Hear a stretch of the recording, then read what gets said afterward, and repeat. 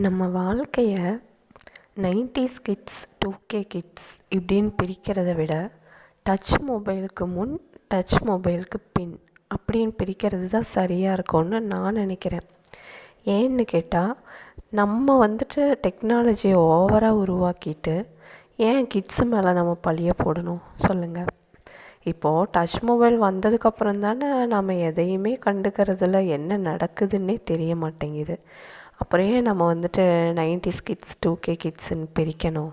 கண்டிப்பாக இந்த எல்லா மாற்றத்துக்குமே காரணம் டச் மொபைல் வந்தது தான் ஒரு முக்கியமான காரணம். கண்டிப்பாக அது வந்ததுக்கப்புறம் தான் இவ்வளோ சேஞ்சஸும் இருக்குது. ரொம்ப எதெல்லாம் மறைப்பொருளாக மறைக்கப்பட்ட பொருளாக இருந்து ரகசியம் காக்கப்பட்டதோ அதெல்லாம் இப்போ மாறி எல்லாமே பேசலாம் அப்படிங்கிற மாதிரி இப்போ ஆயிடுச்சு. இந்த மாற்றம் உண்மையிலே ஒரு நல்ல மாற்றமே கிடையாது.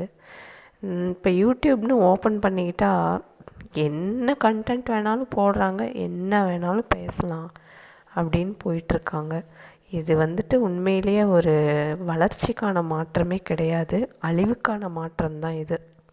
அதனால் நம்ம இதை இந்த டச் மொபைலை நம்ம ஒழிக்க முடியாது கண்டிப்பாக.